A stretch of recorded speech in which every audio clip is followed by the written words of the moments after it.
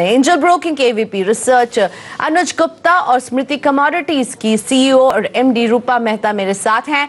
अनुज, good morning. आप अभी crude में किस तरह का एक्शन देख रहे हैं, क्या करने की सलाह देंगे? Priyanka ji, good morning. Crude में देखें तो एक पॉजिटिव ट्रिगर यहाँ देखने को मिला है और भाव अब $50 के ऊपर आते हुए दिखाई दिए हैं। मुझे लगता है कि क्रूड के अंदर तेजी का माहौल लौटता हुआ दिखाई दिया है। क्रूड में हमारा बाय कॉल रहेगा। हमें लगता है कि इंट्राडे में 3400 तक और नाइमेक्स में $52 तक के लेवल देखने को मिल सकते हैं। तो हमें लगता है कि इंट्राडे में क्रूड के अंदर बाय इनिशिएट की जा सकती है।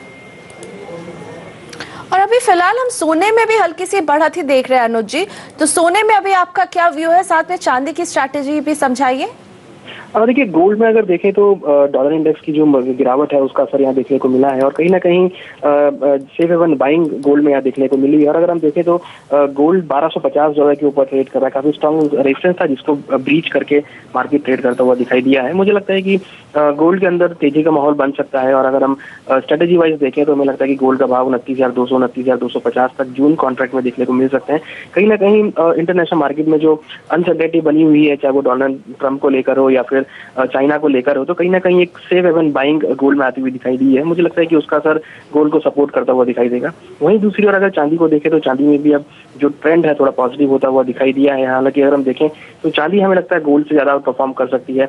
18.25 के आसपास चांदी के भाव चल रहे हैं कॉमेक्स में और हमने देखा है कि 42,000 के ऊपर सस्टेन करता हुआ दिखाई दिया है एमसीएक्स में। तो कहीं ना कहीं सपोर्ट कमोडिटी में आता हुआ दिखाई दिया है और हमने देखा है कि बाइंग एक्टिविटी यहाँ बढ़ती हुई दिखाई दी है।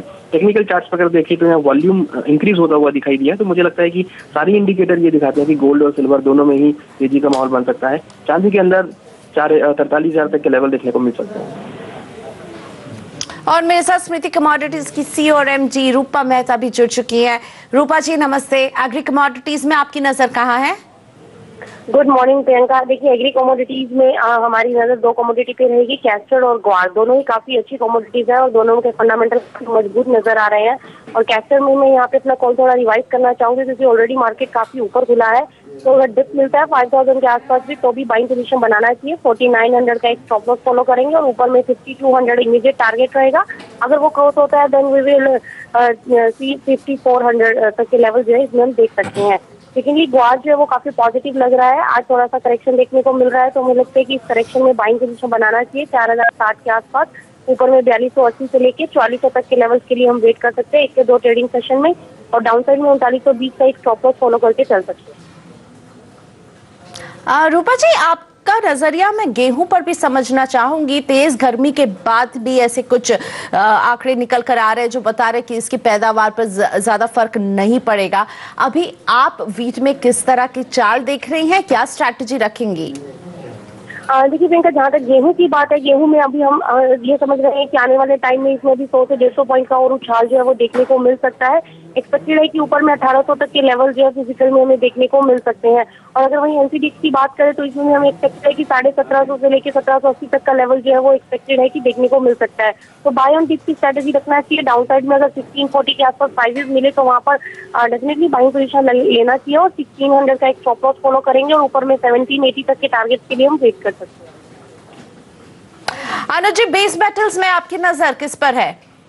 देखिए, बेस मेटल में मार्केट काफी डाइसी रहा है। हमने देखा है कि पिछले दिनों मार्केट एक रेंज में रहा है, मगर फिलहाल हमने देखा है कि बेस मेटल में इन्वेंट्रीज का नीचे आने की वजह से बेस मेटल को सपोर्ट मिलता हुआ दिखाई दिया है। इसकी वजह से हमने कॉपर में एक अच्छा मोमेंटम देखा है। हमें लगता है कि इंट्राडे के लिए कॉपर में बाय इनिशिएट करके चल सकते हैं। और अगर हम ऊपर टारगेट की बात करें तो करीबन 379 380 तक के लेवल देखने को मिल सकते हैं और उसके ऊपर करीबन 385 तक की लेवल देखने को मिल सकते हैं। मीन्स ओवरऑल अगर हम देखें तो बेस मेटल में बाइंग एक्टिविटी करके चल सकते हैं।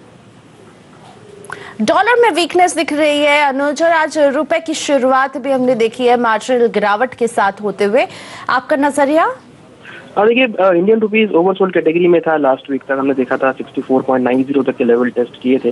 वहीं से एक बाउंस बैक हुआ है तो कहीं ना कहीं एक शॉर्ट कवरिंग बनती हुई दिखाई दी है। मुझे लगता है कि अभी कुछ दिन, 1 या 2 दिन अगर हम देखें तो ये ऊपर की तरफ मूव कर सकता है करीबन 65.40 तक 50 तक। वहां से फिर अगेन हम सेलिंग प्रेशर देखेंगे, मगर फिलहाल मुझे लगता है कि इंट्राडे लेवल पे इसे बाय इनिशिएट करके चल सकते हैं। आप दोनों का ही धन्यवाद। अनुज गुप्ता और रूपा मेहता हमारे साथ थी। कमोडिटी बाजार के खुलते ही आपने हमसे चर्चा की, शुक्रिया आप दोनों का ही। और अब बात आज के हीरो डेब्यू की।